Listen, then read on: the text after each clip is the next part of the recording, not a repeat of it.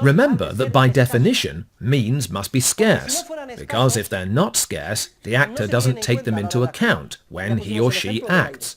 I gave the example of air. We're all breathing the air now, because no one considers the air scarce in relative terms when it comes to attending class this afternoon, which is the action we're all involved in. This is the current historical situation. There is no guarantee that it won't change in the future. Only those goods which the actor subjectively views as scarce become means. And scarcity is a subjective concept, not an objective one. It is something the actor determines. In other words, when the actor believes he or she lacks sufficient goods to achieve all the ends desired, scarcity arises. The moment scarcity arises, human action becomes involved. We must act creatively and entrepreneurially. And here we see a paradox. As long as a good is considered free, we don't act entrepreneurially. No one here is worried about the air we're breathing. The moment a good becomes scarce, we put all our entrepreneurial creativity into action to try to overcome the scarcity as far as humanly possible.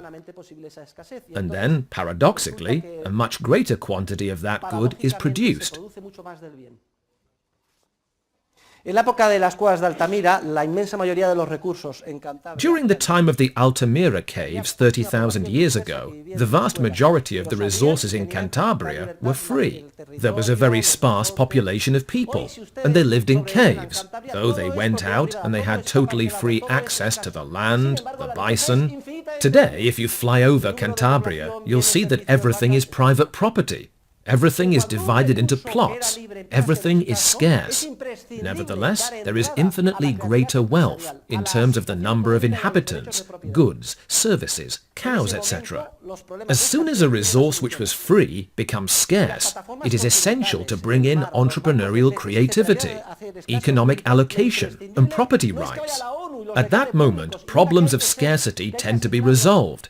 If the continental shelves, the sea, schools of fish, etc. start to become scarce, what is imperative is not that the UN go and declare that they are public and must be allocated by administrative law, bureaucrats and governments. If we simply extend private property, the principles of a market economy, and entrepreneurial creativity to those resources, the problems will be solved. When elephants were declared a protected species, they disappeared. They were the victims of poachers.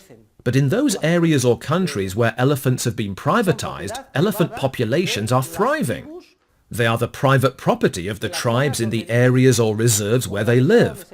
The tribes tap this very valuable resource themselves. Basically, they sell the animals to millionaires who pay $25,000 to shoot an elderly elephant on the verge of death. The tribes themselves receive the $25,000, which is a fortune there, and they allocate their resource appropriately. In other words, they prohibit the hunting of young elephants, females, etc. So the former poachers have become proud owners. I could also mention goose barnacles. I love shellfish, and the goose barnacle is the king of shellfish. Well, barnacles disappeared when they were declared public property.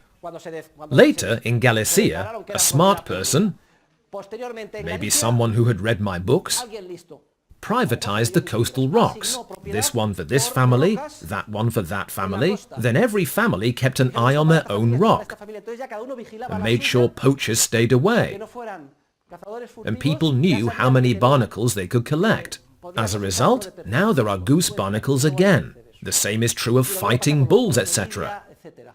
So, if you want a scarce resource to flourish, you must privatize it, bring in entrepreneurial creativity, and permit its economic allocation. The history of the advancement of mankind and civilization is precisely the history of more and more goods becoming scarce all the time.